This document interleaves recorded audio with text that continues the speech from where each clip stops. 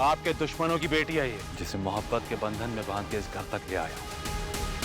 ले लें अब्बा, मलिकों की इज्जत आपके कदमों में रखती है। खंड दे रूप च मोरा है मैं खाता है, प्यार सरासर तो खाए मैं खाता है, सारी उम्र बसाना खावी सकियादा, मेरा बड़ा तजर्बा है मैं खाता है।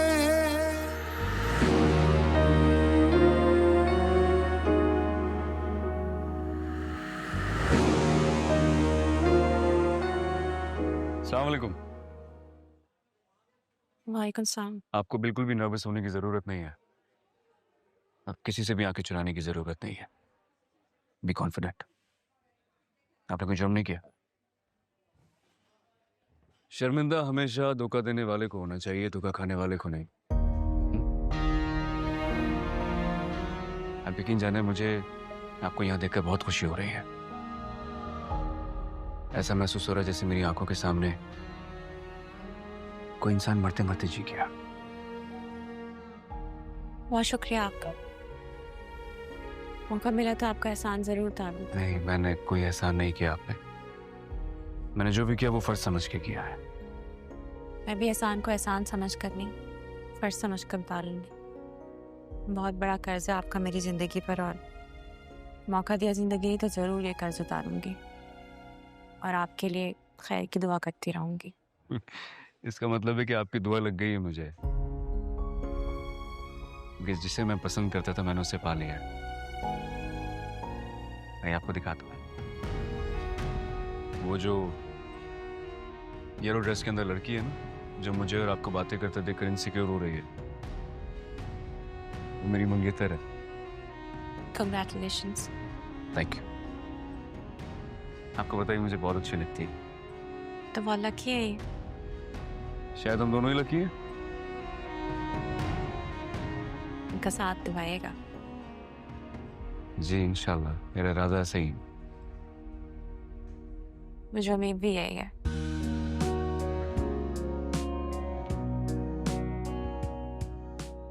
शेर। जी बाबा। Sure.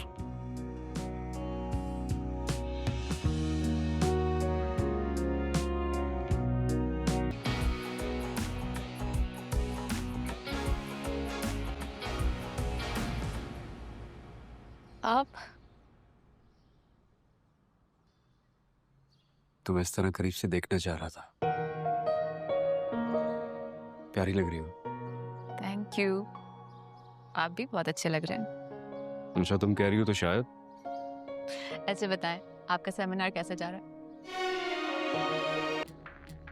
For a betterment of mental health in our society,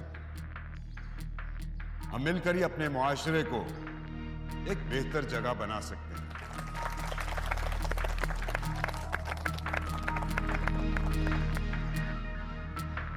अब सबने ये साबित किया है कि हमारी कोशिश जरूर रंग लाएगी।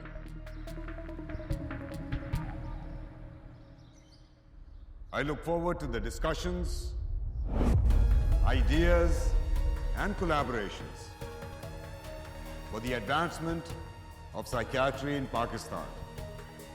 And once again, आप सब लोगों की आमद का बहुत शुक्रिया। पाकिस्तान जिंदाबाद।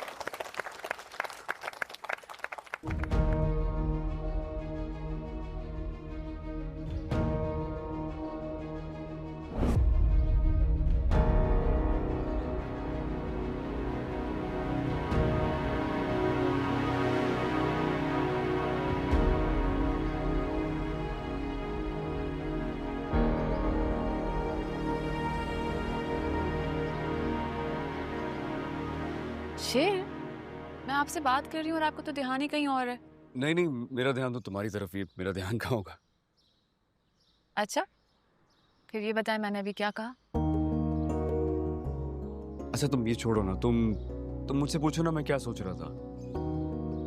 अच्छा बताएं, क्या सोच रहे थे आप? यही कि तुम्हें पाकर मेरी जिंदगी मुकम्मल हो जाएगी।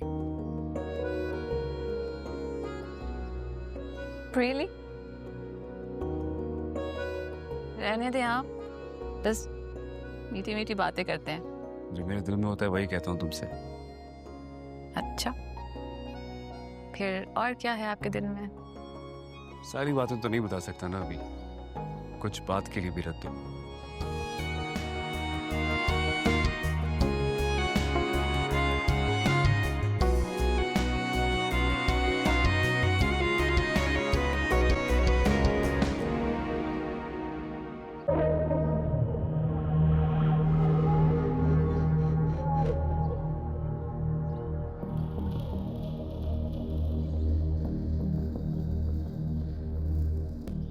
फजर,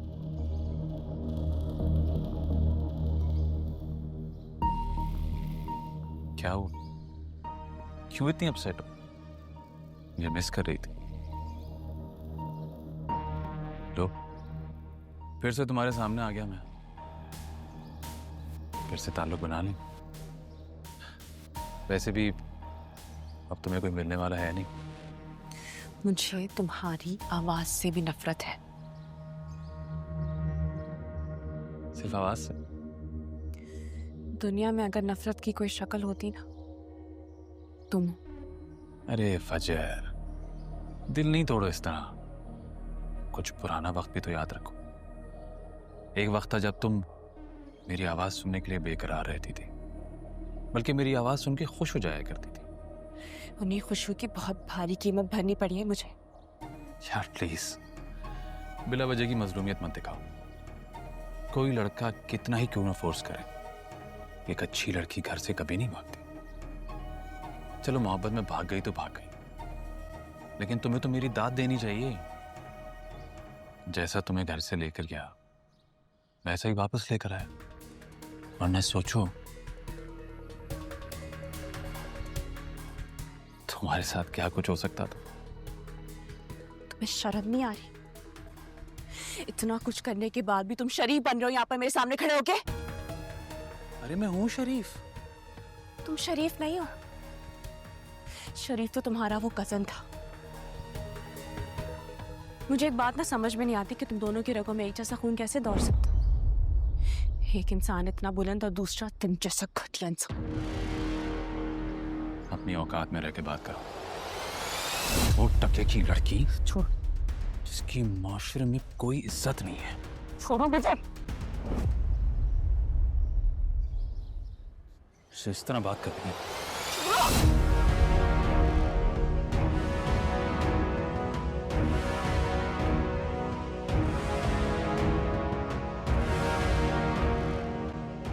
छोड़ो मुझे। लड़की पे हाथ उठाता है, शर्म नहीं आती? एक लड़की खुद को समेटकर नॉर्मल होने की कोशिश कर रही है, तू जीने क्यों नहीं दे रहा उसे? आसानी से नहीं छोड़ूंगा तुझे।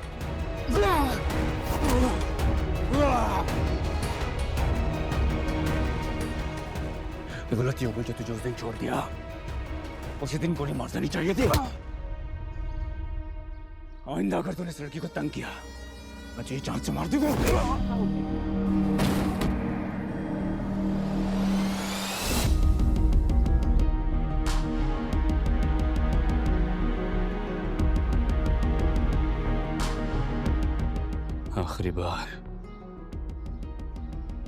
आखिरी बार जिंदा छोड़ा हूं। आइंदा तूने ऐसी कोई गलती की तो नहीं छोड़ूंगा।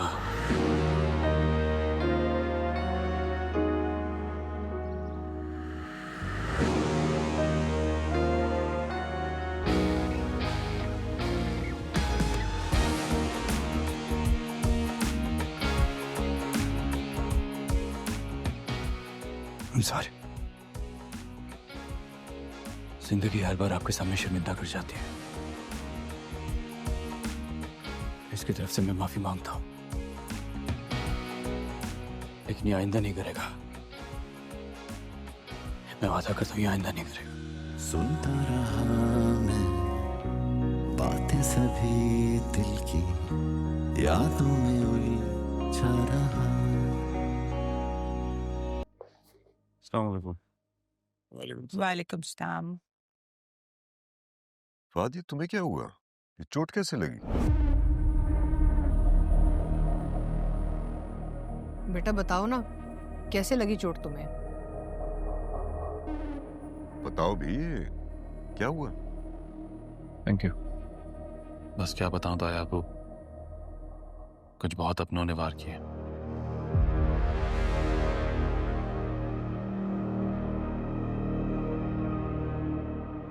भाई ये पहेलियां मत बुझवाओ। कोई मुझे बताएगा कि हुआ क्या है?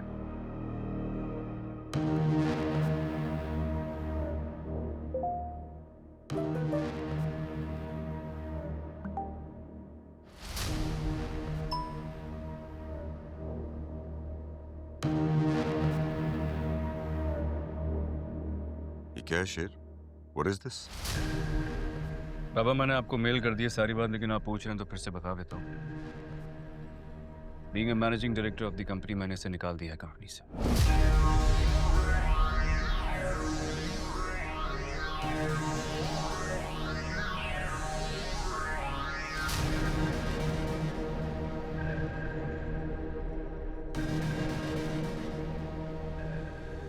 ये क्यों किया है तुमने? मुझे तो पहले ही पता था कि तुम्हारी नियत में खोट है। तुम शादी के लिए मान नहीं रहे थे ना, जबरदस्ती की गई थी तुम्हारे साथ, और अब तुमने एक नया फसाद शुरू कर दिया है। कहते हैं ना, सांप भी मर गया और लाठी भी नहीं टूटी। शेर तुम मुझे बताओगे तुमने ये फैसला क्यों किया? बाबा ये डिसीजन लेना जरूरी था, इसीलिए लिया है। लेकिन मैंने क्या दिया है, फाद मेरी कंपनी में आइंदा कदम नहीं रखेगा।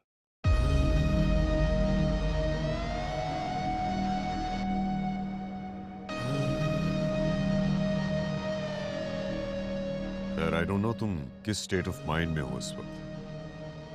मैं तुमसे बाद में बात करूंगा। नहीं बाबा, मैं इस सिलसिले में आपसे कभी बात नहीं करना चाहूंगा, और अगर आपने मुझे मजबूर किया तो फिर मेरी जुबान वो आग उबलेगी कि इस टेबल पे बैठा हर शख्स जल के राख हो जाएगा।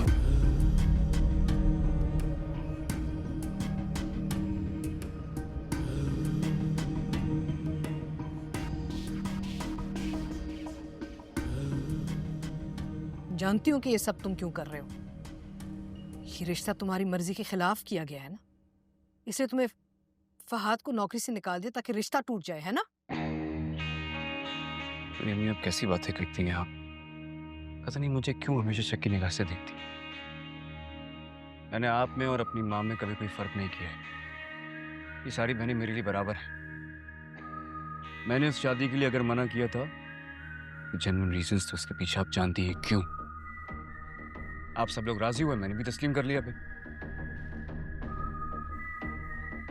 अगर तस्लीम कर लेते तो ये सब ना करते, अपने बहनोई को नौकरी से ना निकालते। तो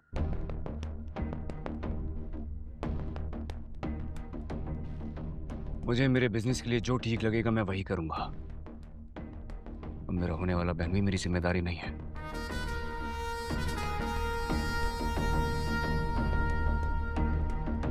आप लोग चाहें तो शादी की खुशी में इसे कोई नया कारोबार करा दें, या बाबा चाहें तो जमीनों के काम पे रख दें। बाहर से पढ़ के आया है, किसी भी मल्टीनेशनल कंपनी को ज्वाइन कर सकता है, इस पर जॉब लग जाएगी। लेकिन मैं अपनी कंपनी में बर्दाश्त नहीं करूंगा इसे। बस तुम्हारा ऑफिस, तुम्हारा बिजनेस, हाँ सिर्फ तुम्हारा बिजनेस है, तुम्हारे बाप का बिजनेस है, और इनका कोई हक नहीं बनता इस बिजनेस पे।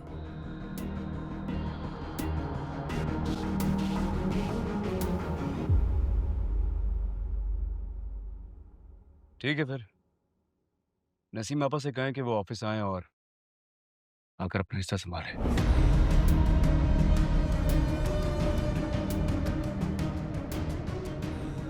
मैं इसकी सूरत भी नहीं देखना चाहता ऑफिस में।